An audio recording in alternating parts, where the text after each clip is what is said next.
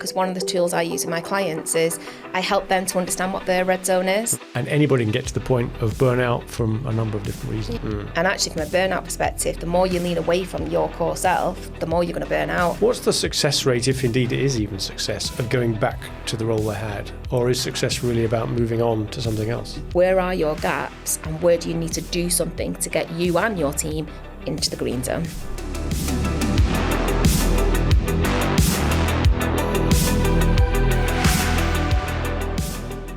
Hi, Angela. Hello. All right, thanks for Very coming good. in.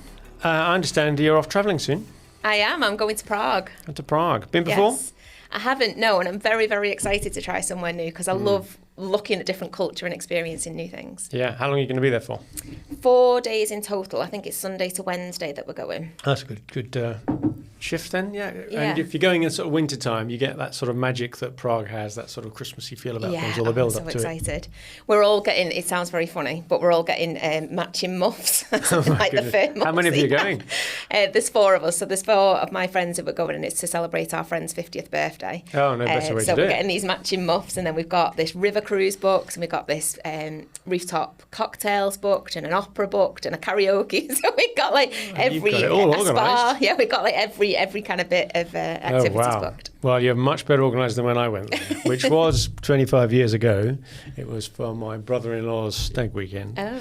And that was much less organised, like I say, but it was the Six Nations weekend, I think, so there was plenty of rugby on in the local Irish bar. Go all the way to Prague to watch rugby. Right. But I did have my passport stolen. So I spent a good portion of my weekend there in the police station getting a report to be filed. No. And then you have to go to the British consulate to get an emergency passport to get back home again, back in the country. So that was a little bit of an experience that I wasn't quite banking on. Wow. But before I will that keep happened, my passport in the safe. keep it with you. Yeah. Well, that was my mistake. I didn't trust the hotel room, took it with me and got it stolen. So We're staying in a 5-star hotel. I think it'd be fine. Where we would have been staying 25 years ago would not have been a 5-star hotel, and I also would have kept my passport on me. So yes, I understand. So I learnt the hard way, that one. Well, enjoy Prague when it happens. Thank you very much. Exciting. Right, should we do a podcast? We absolutely should.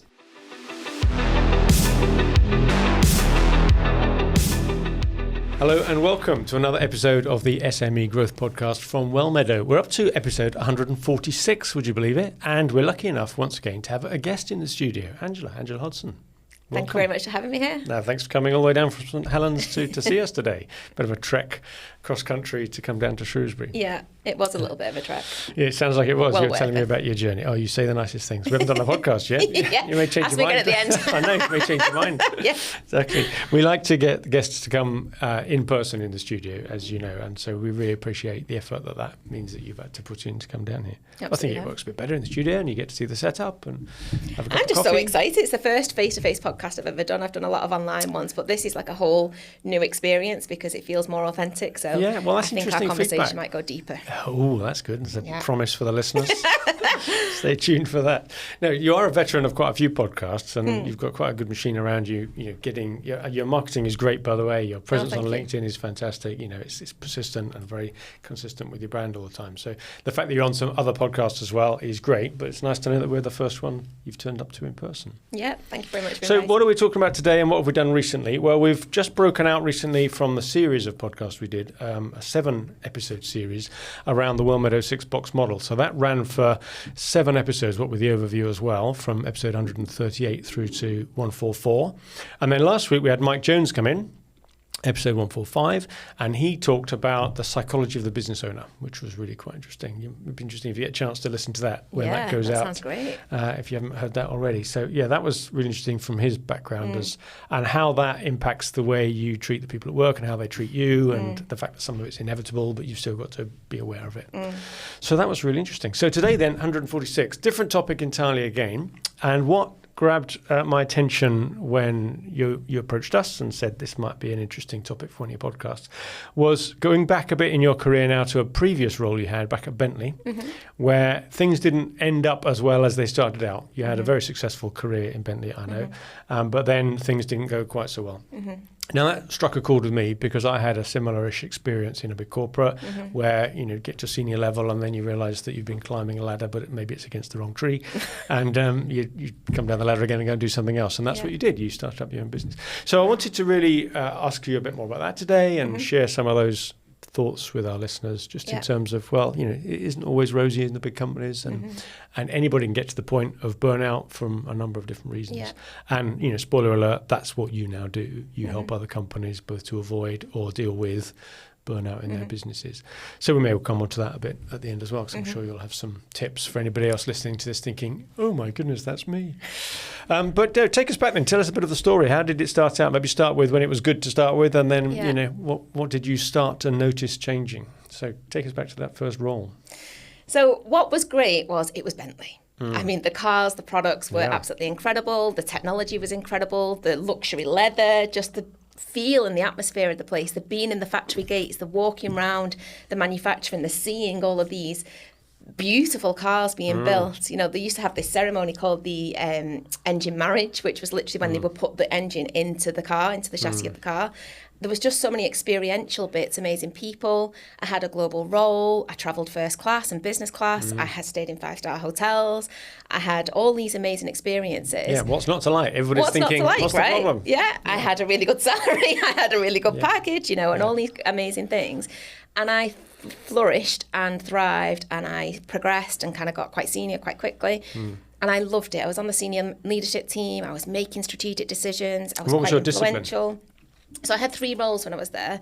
The first one was in strategy, so that was helping them to formulate their 5-year strategy. But it was also with the Volkswagen Group, so you got the opportunity to work with Porsche and Bugatti and Audi and other brands to help structure this whole transformational strategy. Amazing, yeah. The second role was then in continuous improvement, so that was all around problem solving and creating capability at the grassroots of the business to solve problems proactively. And then the third role was Global Retailer Academy. So that was training outside the factory gates. So this was now with a global network of dealerships and helping them structure their business, get capability at leadership and management levels, get capability in selling, in after sales, in fixing the car. So I had a team on technical fixing. Like, I've never done anything like that in my life. I'm already starting to sense that there might be a problem here, because any one of those 3 sounds like a full-time role in their own right. Yeah. And you had all 3 of those in as separate roles. They were all different roles in the business. I did at different points in time. So I was there for 9 years in total. Yeah. Spent 6 years in the retail role, 18 months in the continuous improvement role, and 18 months in the strategy role. So sure. Yeah, it must have been fascinating getting an insight, especially with all the other brands as part of that group. Excellent. So all going well then. We're going to tickety-boo, nice package, and all going well. And then presumably it doesn't just happen overnight when you suddenly think this isn't going the way I wanted it to go. So what were the sort of early signs of maybe it not being as good as it used to be? I think the break from it was the difference, because I had my second baby. So I went off on maternity leave. Again, great maternity package. So I was off for 15 months in total. Wow, very generous. So I had the kind of 12 months maternity, and then obviously you accrue your annual leave. So I was off for 15 months in total. And it was great, re-spending time with I had 2 children then. So I had my eldest son and then my youngest son. Re-spending time with them, got out of the corporate kind of mindset, just was full on family mode. And then I went back. And when I went back, I think I'd changed quite a lot as a person over that time. And I went back, I had a new boss with completely different expectations and a completely different style. I had new board members, completely different strategy to what I'd left 15 months ago. I had a team where the maternity cover had taken it in quite a different direction, and there was quite a lot of now conflict and tension in the team that wasn't there previously that I was leading. I had a global team of about 40 people, I think, at the time when I went back. So you had to unwind some things that had been changed then while you were gone. That's confusing for everybody else, isn't it? And confusing for me, because I had set this vision in this direction, agreed it globally with all of the regions, and I came back and it was quite a shift. And just out of interest, did you choose your maternity cover person? I did, yeah. Right. And they'd worked for me for 5 years previous to that. Oh, so they were a known quantity. They were a known quantity, but then unknown when they had the reins. And the control and the power. I'm going to do things. So that was quite tricky to kind of return back to. And then one of the first things, I think it was about 6 weeks after I'd come back from maternity leave, I used to do global product launches. So we were launching this new product. We had this big event that was happening in Barcelona. I think there was about 300 delegates from all over the world, all these retailer owners and senior leaders flying into Barcelona for this event. I had a team of probably about 50 people, including event staff and product staff and driving team and all sorts of stuff. And there was a massive riot that happened in Barcelona. It was A riot? A riot. Right. It was the Catalonia and they wanted the kind of separatist piece. Literally riots. There was, they were bombing things. There was guns, knives, all sorts of things. So when were we talking here then? What year are we So in? this was 2019. Wow, yeah. This was like November. So I'd gone back to work in the September, and then this was the beginning of November. So it's like 6 weeks So you hadn't later. had long to get back up to speed after No, not 15 really. months of No, and then there's all these riots, and I had millions of pounds worth of products and all these people. And I had, they rioted into the airport at Barcelona, and I had a lot of staff in there and delegates in there who were terrified, absolutely terrified. And this was on me. And I had all these products, all these people. It was just very overwhelming. And I had everyone you don't get trained for looking this, at me. What do we do, Angela? Like, it's the first riot I've had to manage. I don't know. And inside, I'm like, oh my gosh, like a few weeks ago I was singing nursery rhymes. And now all of a sudden I've got all these people and all this, immense pressure. Yeah. And people were literally crying, and they were very, very frightened, including me. Of course. But I had to kind of front that. But where it started to come unstuck, coming back to your original question, was I ran back to HQ. This has happened, expecting there'd be some sort of rally of support. And there wasn't. Right. What there was you need to maintain a risk log. You need to document every decision you've ever thinking made. of the legal side straight away. Because you've got millions of pounds worth of products. Yeah. Protect the product. Yeah, great. That was What the about only people? message that I had. And then I'm like, right, okay, I am on my own here. So luckily, my management team was with me, and my management team were incredible. And they were so supportive. I'd worked with them for a very long time. Did you sort of all rally around in some sort of, rally Cobra around? We committee? literally had a mission control. So I had somebody who was on social media. Where's this riot? Because they were literally posting on social media where they were going to be rioting, because they were trying to get everybody to go. They literally rioted outside our hotel. Incredible. So it was crazy. I mean, I know you weren't the targets of it, but it's hard not to be swept up in the collateral effect of all of that, isn't it? It was terrifying. So that was happening, and it ended up being a really successful event, and I managed to protect so you got through people that, away you from it. fast-forwarded a bit there. But I fast-forwarded a bit, and the reason for fast-forwarding is just to answer your question of what went wrong, because there's so much, and I don't want to just kind of go so deep on that it's just interesting. particular one. How do you get through something like that? It's a whole other episode. It's a whole other episode. Managing a Bring it back. crisis. Dealing with riots 101. So that kind of happened, and that shifted my brain a little bit of right, there's all this pressure, but then there's also no support, and this feels a little bit different. You felt a bit on your own, more so than you thought. Maybe there was the isolated. illusion before. You got this big organisation behind you, not just Bentley, but the whole of the Volkswagen Audi group. Yeah. You think, well, if anything goes wrong, I've got so many people that are going to be there, and then suddenly you turn around, and that's just not the there was reality. none. Yeah. So then that was happening, and then around the same time, I had some personal problems happening. So my children are neurodiverse. At the time, the baby, well, he would have been kind of 15, 16 months. But as things was going on, he had a lot of development issues. He didn't talk until he was age 4, so that was a kind of a little bit further on. But my eldest he has ADHD and autism. Right. And there was a lot of significant issues, because now I understand me returning away from the home into the workplace again. I'd completely broken his world. I'd moved away from that stability and that safe space he had, because I'm literally in Barcelona dealing with riots.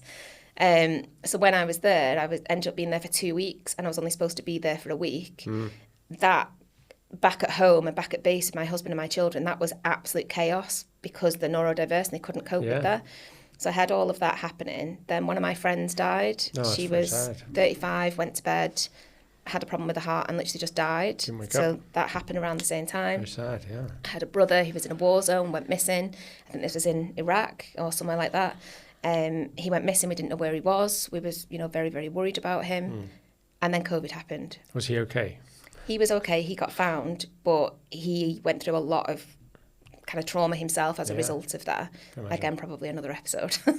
So there's an awful lot going on. I mean, any one of two of those things, but you had 3 or 4 different things coinciding there, didn't you? Yeah. And so no, surprisingly, really, the internal dials are all going crazy into the red zones for you, and just how you could cope with all these, any one of these various aspects. Yeah.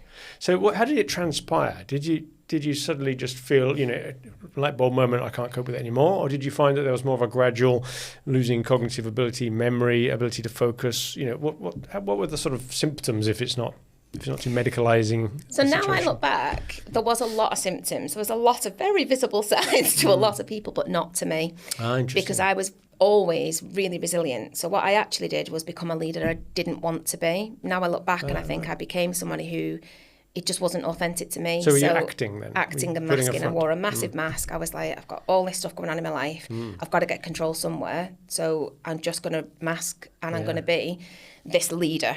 And this leader is in a male-dominated, very ego-driven, big corporate organisation. That's how everybody behaved. Right. So were you mirroring behaviours then? Yeah, I lent more into that, which was actually coming further and further away from me. And actually, from a burnout perspective, the more you lean away from your core self, the more you're going to burn out. That must take a huge amount of energy to keep up a persona like that, which isn't natural. You have to then think about every single response rather than it coming naturally. Yeah, you absolutely do. So I was operating outside my comfort zone, but thinking that was the right thing to do. Yeah. I was operating outside my comfort zone at home, at work. There was nowhere where there was me. Is there nowhere you could have been yourself, with your friends, with your husband, with your kids? I don't know. Was it just a moment in the park bench watching the leaves fall? The very sad answer now, looking back, is no. And the reason for that, again, this is getting quite deep now, but the reason for that is around that time, I had this massive literal breakdown and burnout. Cognitive ability went, couldn't get out of bed, couldn't talk, couldn't do anything. I was in a really, really bad space. Wow. And I started counselling, and that really unlocked a lot for me. You're still at work at this point? Say again, You're still at work at No, this I point? had this breakdown, and then I went off sick because of this kind of burnout. And around that time, COVID had happened, so all of that was happening behind the scenes as well. Course, Then I started counselling, and the counselling really helped me to understand I had a very, very difficult childhood. There was lots of neglect, lots of abuse, lots of really terrible things that happened as a child. It almost sounds like a cliche, doesn't it? You go to counselling and they try and find out whether there's something in your past, and you will think, no, it won't be that. It's the now. Just get on with it. And in this case, it was true. Yeah, but the sad reality was I realised that I think I was like 39 maybe, something like that at the time.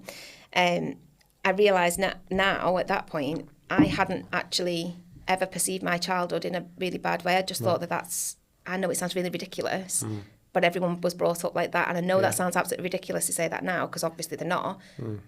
But that's just your resilience, that's your mask. So I've worn that mask from all the way through my childhood, all the way. So when you ask the question of, could I open up to my friends and my husband? The answer was no, because I never, ever did about anything of my life. All that historic stuff anyway.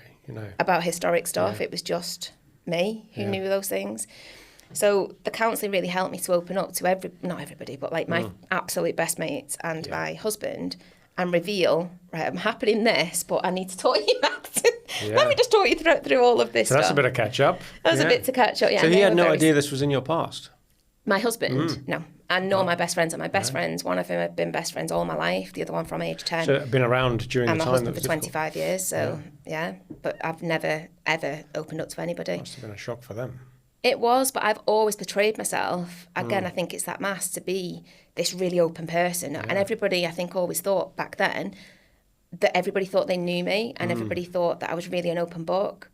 But actually, it was the acting role. It was me pretending to be really open by saying, oh, do you know, I fell over at the weekend. And by saying those silly things that you did, that was me saying, I'm not this perfect person. I am this thing that is going to lead. But actually, there's some, silly things in my life that I make mistakes and I do this. Yeah. But even though to people it seemed authentic, it was me presenting what authentic version I wanted to. But it sounds like you were living that so effectively that it worked to the outside, but almost to you as well. You started believing it as a narrative to help you get through the day, and you didn't reflect too much then on. I did, until my world crumbled. And then it all happened. And with my friend and my brother and the Barcelona thing and the change back from maternity leave and all the chaos that was happening at home and COVID, there was just no stability anywhere, so I couldn't have anywhere to wear my mask. Yeah. Because it was slipping very, very fast, which is what caused the burnout and the breakdown. So it wasn't just the Bentley piece that was a part of the puzzle. It was the whole picture puzzle that created. It just goes to show, doesn't it, that if we've all got a dial of how much we can cope with, it could get quite close to the red zone and you're still coping. It just takes that one thing extra and it pushes you over. And it's not the one thing's fault, it's the everything. Yeah. You don't blame Bentley any more than you blame anything else that's happened. It's just all contributory factors. It is all contributory factors. And now I look back and I can see all of those things. It's interesting when you say the red zone, because one of the tools I use with my clients is I help them to understand what their red zone is. So I created something called the Wellbeing wheel, because I love a little alliteration. Yeah. And I literally help them to see, well, what does that mean for you? What does your red zone look like? What's your, oh my gosh, I'm really in a really bad place. What's your amber? You've got some indicators. And what's your green, where you're absolutely thriving and you're energized and you're so happy? In the zone. Because actually, what my red, amber and green is could be completely different to you. It's completely different for my husband, because he's very, very introverted, doesn't like socialising, doesn't really like people. Opposites attract, right? His green zone is he's on his own. He's got complete silence around him. He is the happiest he's ever been. Great. For me, when I withdraw, I'm in the red. So you can't just say to someone, I think I've seen these things, because actually... Really interesting that technique of asking people that. And a question that comes up in mind is, unlike someone like you that's been into the red zone and out again, you've got a very experientially backed view about what your red zone is. It's a very visceral thing. You know it, right? You've been there. You're asking somebody else a hypothetical question, potentially, if they've never been in the red zone. Do you think people are good enough at knowing where it might be, having never been there? My observation is that people don't understand that they are in the red zone already. So they may already be in it. Okay. Yeah. And it takes somebody to observe and to say, oh, actually, interesting, because you've said a few of these things. So I normally do it the opposite way around. I'm all about energy and passion and excitement. That's me as a person. I always start with the green zone. Right. So I get them all fired up. What's a great green day? What's the day when you wake up and think, I cannot wait to do this, this and this? What's the bit that you think you've got fire in your belly? What does that look like for you? And then it's, are you there now? And they'll go, oh, well, no. Okay, so which of these aren't you? Yeah. And then what's the opposite to that? And then normally when you look at the opposite, that starts with the kind of ambers or reds. Right. And I literally do it, it's either face-to-face or I do it using a tool called Mural, which is a digital whiteboard. And it's literal Post-it notes, because I love a Post-it note as well, physical and digital.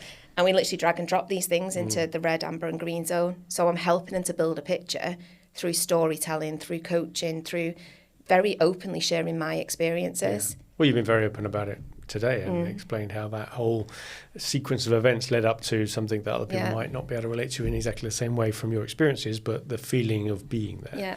So in terms of then when you're asking or helping people and asking them these questions about the green zone and the red zone, do I take it that the people you're working with now are already coming to you because they think they might be in the red zone and they're asking the question?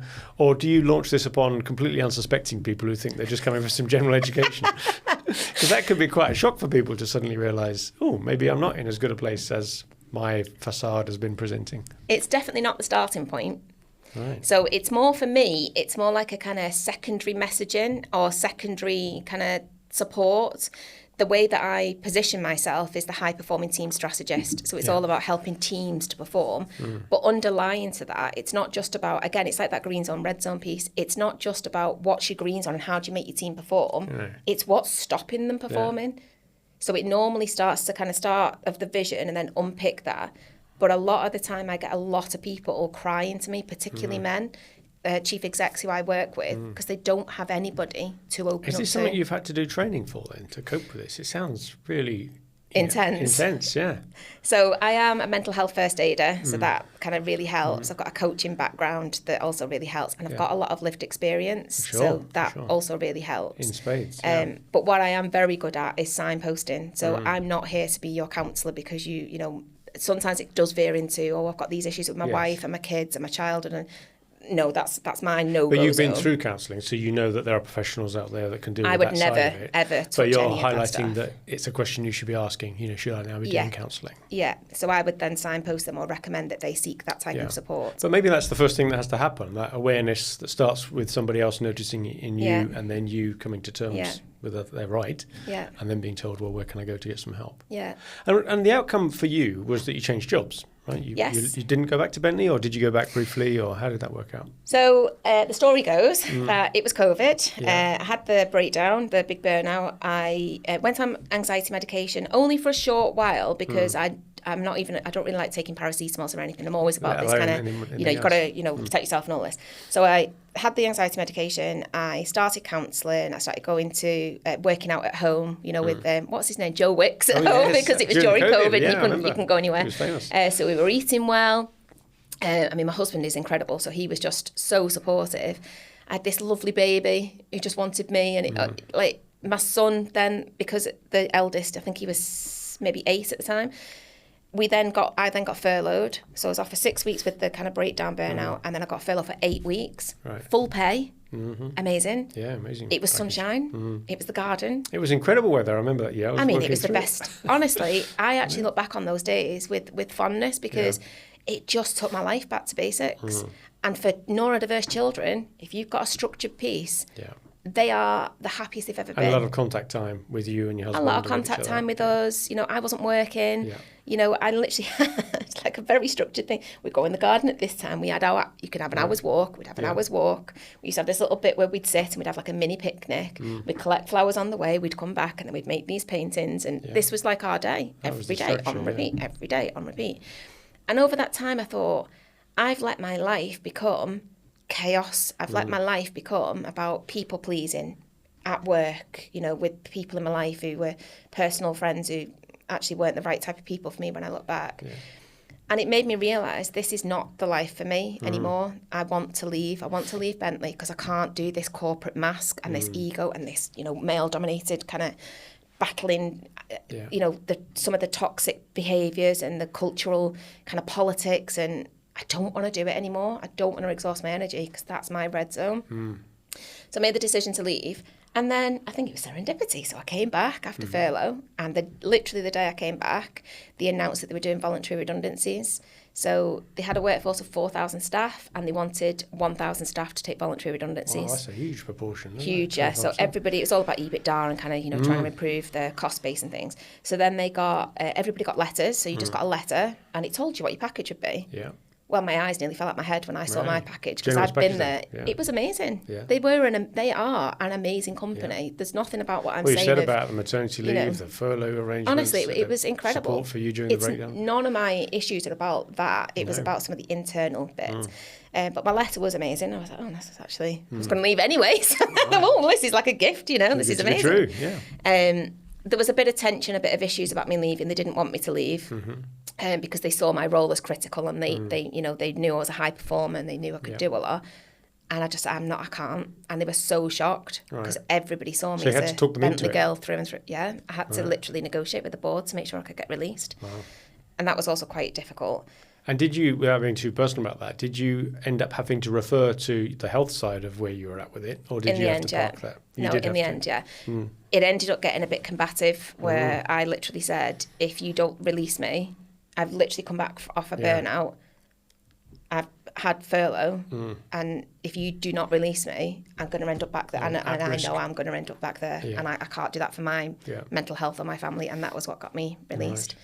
And that's not how I wanted to kind of end that relationship. No. And do you think then for the people you help now and you see them and get them to understand where they're at, maybe they take a break, maybe they get some counselling, what's the success rate, if indeed it is even success, of going back to the role they had? Or is success really about moving on to something else? It can be a blend of both. It depends on the type of person, because for some people it's too much risk to leave. So again, it comes down to the red zone, green zone. Yeah. For some people, you know, adventure and newness is in their green zone. For my husband, for example, that would be in his red. Right. So it depends on the type of person. So some people need to go back as part of their They need to go back and make it work. Some people need to move forward and do something else. Yeah. And you, even though it was sort of in your green zone, some of that high buzzy stuff that you're doing, the red bits of it, the male-dominated automotive environment, and I've experienced that from supplying into the likes of your company in the past. I understand exactly what that can be like. And for those sort of people, you need to get out. Yeah. And for you, that was the same. There was the balance. You had both green and red within Bentley, within the role. But on balance, there was more red in the end, so you had to get out and do something else. Yeah.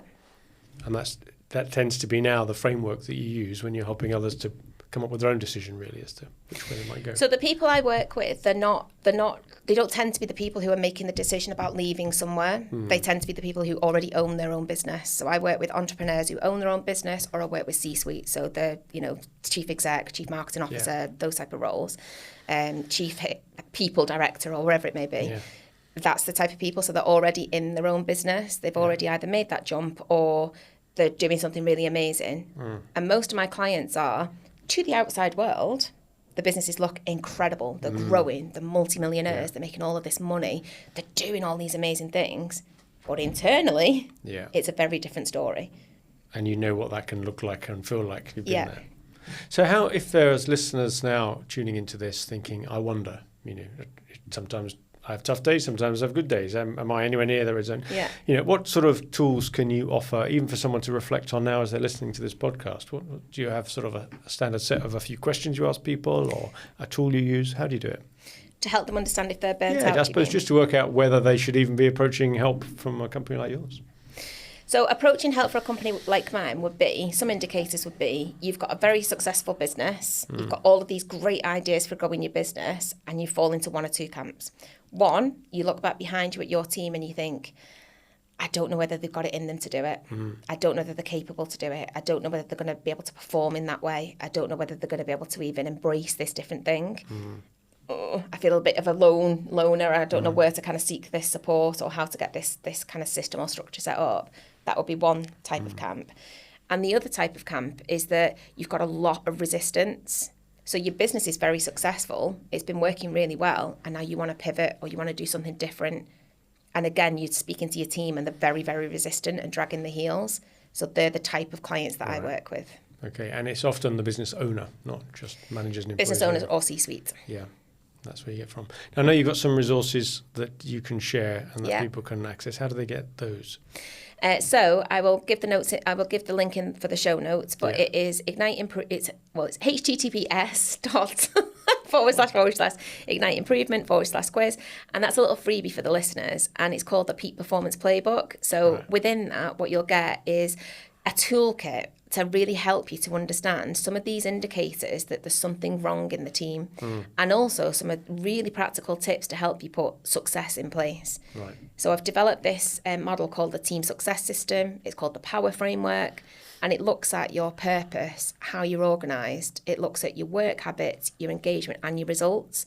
So coming back to your question around how do I support, that Team Success System is the primary support mechanism, because it really gets to the nub of where are your gaps and where do you need to do something to get you and your team into the green zone. Excellent. Well, I'm hoping then that anybody feels that might be appropriate for them. They go and check it out and have a look at Ignite Improvement on the website. Perfect. Thank you very much. Thank you very much. Thank you, Angela. Thanks for coming in. That's been exhausting, actually, listening to all that. That's a little insight to my brain. Wow. Yeah, that was a full fire hydrant's worth of emotion and information all in one go. So thank you very much for sharing that. No worries. That's really very open of you. And I do hope that listeners appreciate that could well be a very valuable piece of help for someone if it happens to have landed just at the right time. Perfect. Thank you very Brilliant. much. Thank you. And thank you for listening to another episode of the SME Growth Podcast. That was episode 146 from Wellmeadow. And every week we try and come up with something a bit different, interesting or useful for owners and managers of small and medium-sized enterprises. As we always ask you, if you think someone else you know might be interested in this content, please share it with them. However you might do that, maybe just tell them in the pub. And in the meantime, good luck with your business.